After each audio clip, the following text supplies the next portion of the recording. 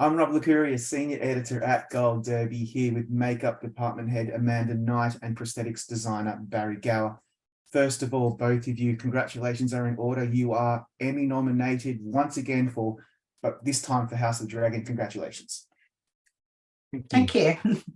You're no stranger to awards, both of you. I just want to quickly read this out for our viewers. Amanda, Oscar nominee for Harry Potter and the Deathly Hallows Part 2, just over 10 years ago now. God, already.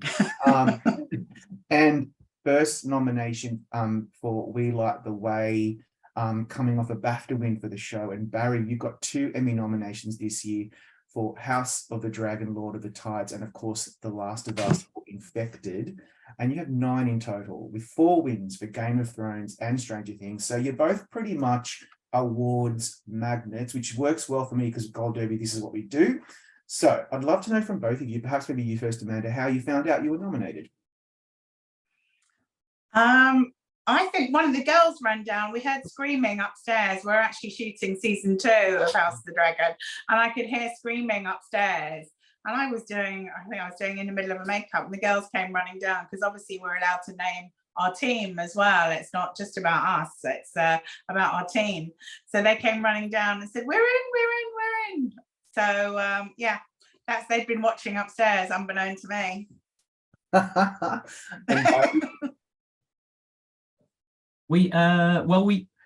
was in our workshop here.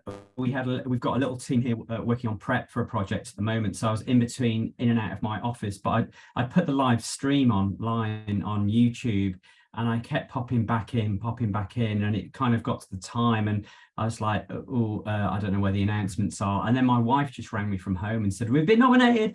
So it's we popped a bottle of bubbly here, and got our little team together. So it was an incredible afternoon for us. So over the moon, absolutely on cloud 9.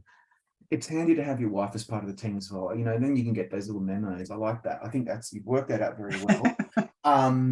So Barrie, Lord of the Tides, by the way, that's probably my favorite episode of the season. And I'm not just saying that. It's really prosthetic heavy. King Viserys withers away in agonizing pain. Talk me through the thinking behind the look of a dying, withering King Viserys.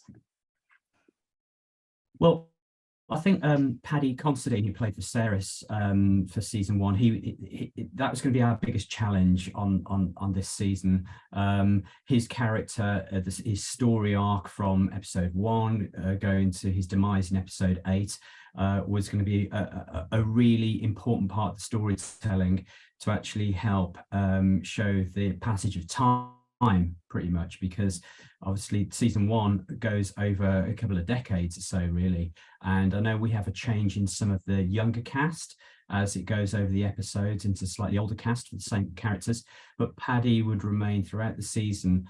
And he obviously he gets this kind of flesh-eating disease that starts deteriorating over the episodes, and we see small little pieces of this in episode 1, from a small little sort of grape-sized ulcerated wound on his back to he starts having an injury on his finger which starts to rot away. And as the episodes go on, we had to, I think from our point of view, from a prosthetics department point of view, this is a huge collaboration with Amanda and her team. And this was like probably one of the most important collaborations of our departments. And even though he became very prosthetics heavy in that episode 8, throughout the season, we had to work very closely with Amanda and sort of develop subtle prosthetics, going to sort of mid-coverage prosthetics to very extensive prosthetics in that final episode, and work with Amanda to discuss sort of receding hair and thinning hair and colour of the skin and textures of the skin and what we would see elsewhere on the body. So it was like a huge undertaking for us.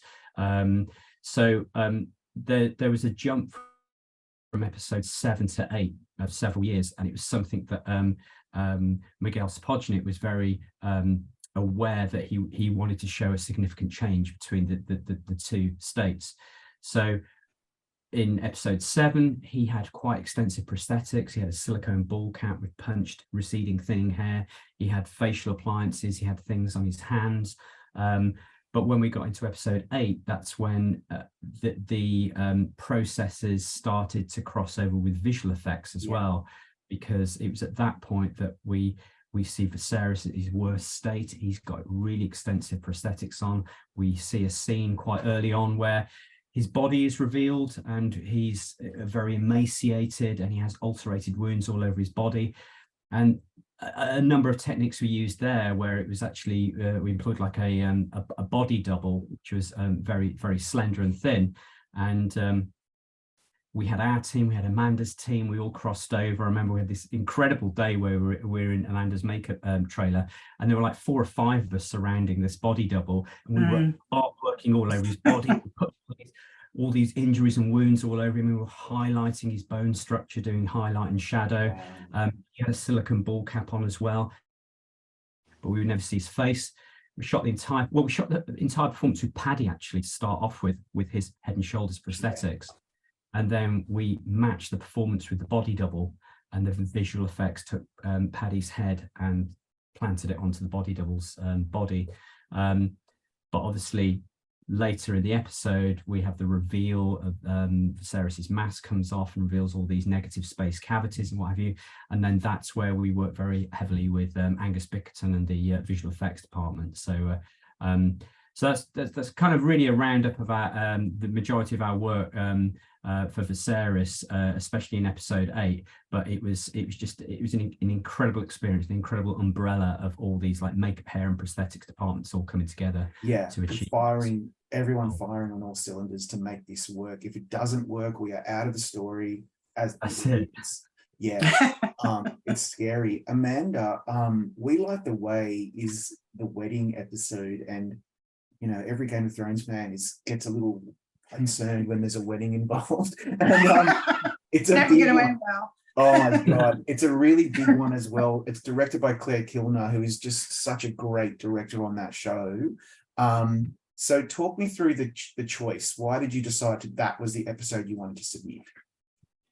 I think we chose that because Claire's episode had a bit of everything in it. It had a bit of all of our work. We have such a huge cast, and we have a Valerian family, and we've got that's my favorite part when we see the sea snake coming down that stairway with his entourage of family. I mean, that's such an iconic moment of seeing that this is the family that we've been waiting to see all together. And it shows off all our things. It's not just a matter of popping a blonde wig on or a white wig.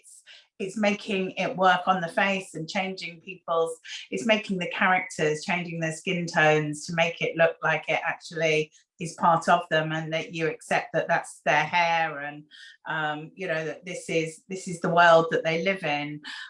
So it's creating those characters, and I think it's a gathering. I mean, that was a mammoth task. We shot that over, I think, a 3-week period, and we hardly slept because the minute they'd finish at night and we'd get those white wigs off, and with all the atmos that they have going on the set, the white wigs have all got to be washed, and then they're back in again at 5 o'clock the next morning.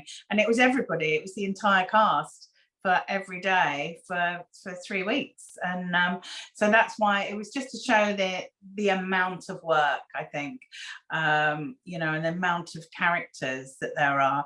We didn't have anyone in this show that would come in and we go, do you know what, you look great as you are, just off you go, 5 minutes in the makeup chair. It was always, they were always, we got down the Targaryens to 1 hour and 15 minutes with 2 of us working at once, which is quite a feat considering they all have a bald cap on underneath, because you see everything through that white hair, and they've all got a character makeup of some sort, whether it's scars or just a change of skin tone, or and it's just to make it believable. But it was quite a feat. I can imagine. I honestly said to my daughter last night, we were watching an episode and we looked at each other and was like, God, their hair looks real. Like we're looking at Matt Smith and Emma Darcy. It's like their hair looks so real. I think she was like, "It is real." I'm like, "No, it's really not. It's not real. It's all makeup." But yeah, it's fascinating. Emma transforms in front of us. They sit in our chair, and you can see that they just become this person. It's incredible to watch. Actually, that's a very good point. In all my years of interviewing makeup artists, we talk, of course, about the technicalities, the creative vision, the design, the application. But what a lot of people don't realize is that you guys are so invested in the actors. You have such a close relationship with them because you're in their face for so many hours. And then you see them transform. You're the first ones to see that, right? Isn't that's really special? What do you think about that? All of our cast, they look so different to what they do in an everyday life. You know, you forget, and you know, even some of the crew members see them on set every day for 8 months as a Targaryen, and then they suddenly see Matt with his dark hair, and they're like, "Oh, okay, that's all of them." It really is. It's quite a special thing to watch all of these casts transform and watch their whole demeanor change when they have these, you know, when they become the Targaryen characters. Their whole skin tone, the wigs, everything, it changes in front of you. And you know what, I was always taught that, you know, the makeup things that you see as an audience, if you just accept them because they don't stand out at you and you go, "Oh God, look at that, that looks really good," it's accepting it, so it looks real, and then you've done your job. Yeah. What about you, Barry? What do you feel when you see an actor transform right in front of your eyes? It's fascinating. I think always the first time when we do a big makeup application, it's really interesting because even if we do a test makeup and we haven't met the actor before, usually what we're doing is relatively extensive, especially with Paddy. The first time we did a test on him as well, you can see their view in the vision, looking at themselves and us applying the makeup. And I think during the makeup, we start to gain more and more trust with the actor because we might be sticking on huge appliances that may not have much artwork on them. They might be very pale. And we're sticking these big slabs of rubber on, and you can kind of see their face sort of calculating, thinking, is this going to work? And then as the makeup transformation starts to continue and you start to pull everything together and the color starts going on, you can see their confidence starting to change, and you can see them starting to get into character and really absorbing the makeup process as well. I think for us, it's always very important to get in a very good chemistry with our actors as well, because we're usually the first people they see in the first thing in the morning at like 3, 4, 5 o'clock a.m. and we're the last people they see at night as well, after we're taking everything off them as well. So we do spend an awful lot of time with the actors. Oh, and not only that, as soon as they leave our chair, they'll go to costume, they'll then step on set, they'll do rehearsals. Then we spend the entire day just prodding them and making sure things don't fall off and peel off them. So chemistry is huge. And I think it is fascinating that when we get towards the end of a makeup application, you can really see that actor starting to become that character. Yeah. And I think even working with somebody like Matt Smith as well, when we did quite an extensive body burn makeup on him as well at one point. And I think, again, when you get towards the end of an application, you can actually see that they're starting to move, they're starting to see what they can actually achieve with the makeup application as well. So it is really, really fascinating. But it's something that we have to get very used to, the fact that we need to be aware that we're always in their face constantly throughout the whole day. So but we're super lucky on a show with something like House of Dragon because we have an incredible cast and people who are very patient. Paddy, bless his heart, my goodness, what a lovely patient guy. And we really put him through the mill and had incredible experience with him. Imagine how difficult it would be if you had someone perhaps who wasn't ready to go there and be as open. So yeah, it's a testament as well. You're like therapists and best friends, and of course all of your technical abilities. And Amanda, when you're creating look and feel of a character, of course it's very important to keep that consistent throughout the show. But what about when you have to do extensive work on a character who maybe you need to amplify their emotional state. They're fragile, they're feeling antagonistic, they're injured. That adds another layer, doesn't it, and of complication to your job. Yeah, it's not always about making them look beautiful and, you know, otherworldly and stunning. It's, we can do so much, and Emma really appreciates everything that we can do. She said the more you can do, the less acting I have to do. So it does become, I think, you know, it's very small things, you know, a little bit of red around the eyes to make, you know, they look like they've been crying more, or, you know, it's an emotional state. We can create so much with that by sometimes taking off what we put on. You know, if we've covered up, if they're a bit tired underneath their eyes, we can take that off, and that helps give the illusion that, you know, she's been up all night worrying about whatever's been, you know, it's there's so much that we can do with that. And our actors here embrace that. They want to look as much bad and, you know, sort of anxious or tired as much as they do gorgeous. Of course. I think also I was going to say it's also gauging the scene as well, and the actual subject matter that's being filmed, because we obviously do a lot of maintenance throughout the day trying to maintain a makeup, but there are certain sequences that are very sensitive as well and could be really upsetting as well, especially in House of the Dragon. I think the first episode we had a scene with Queen Aemma where she was giving birth, and we had a pregnant belly prosthetic, and it was an incredibly intense scene, and it's something that you have to be aware that it may be a closed set. There may not be very many people allowed on set. You may not have the ability to go in and do all these checks. So we created a prosthetic belly which we could actually strap around the actress, and we had a cesarean and all kinds of prosthetic mechanical things going on there as well.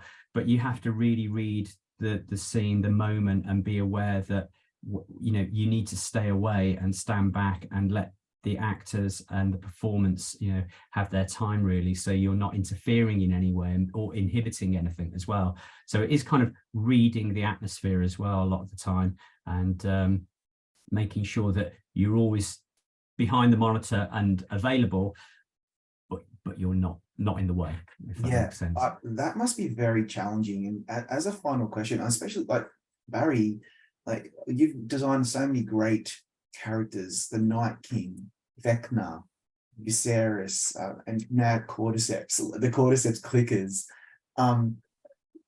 What happens when they're acting and they're doing their thing, and then maybe some of the appliances fall off or the prosthetics don't? That would do my head in. What's that like? Yeah, it does happen. Yeah, it definitely happens. It's, you know, we've been really lucky, I think, over the last sort of 10-15 years or so, as our little company has sort of progressed, especially with Game of Thrones. We've been really lucky to have worked with incredible cast, very considerate people as well. And it's quite often that we'll have a very extensive prosthetic makeup, but we won't be shooting for 60 days with that character day in, day out. So we'll do little guest appearances. So it's quite often we'll work with an actor who he knows he's not going to see us again for 2 weeks, and he knows we'll have a long day. But something like Vecna, for example, with the lovely Jamie Campbell-Bower, it was such an extensive process. It was like a 7 or 8 hour makeup application with 4 of us applying, and we'd start at 2 a.m. We'd get him on set 7 or 8 a.m. film 12 hours. We'd be prodding him all day and maintaining it, trying to keep him cool. We'd finish about 8-9 p.m. We'd spend 2 hours taking off the whole makeup, but then we wouldn't shoot with Jamie for 3 or 4 days because the ADs had really cleverly scheduled it. So we've worked with some very supportive and considerate actors, and Paddy especially. You know, it's we were really blessed to have an incredible makeup artist, Hannah Eccleston, who was part of Amanda's team as well, and she was responsible for all the day-to-day application on Paddy throughout all his different looks. And we had a few other little guest players, Emma Folks, myself popped in, Duncan John, and we had a few other prosthetic artists. But Hannah and Paddy's dynamic was so bang on that their personalities worked so well. And Hannah is an incredible makeup and prosthetics artist that And Paddy just has got the most incredible sense of humour and so much patience. And I think he's almost got a lot of admiration for makeup, prosthetics, hair, and all the art of it as well. So touch wood, we've been very lucky so far to work with some very considerate and appreciative cast. Yeah, and they're so talented. I was so disappointed Paddy didn't get that Emmy nomination, but when I spoke with him, he could not speak highly enough of the makeup team. You know, in closing, I think if we all had the stamina and endurance of the makeup artist, I think we'd all be doing so much better. And on that note, thank you both for your time today. I hope you both win your respective categories, and congrats once again. Thank you. Thank you. Thanks a lot, Robert.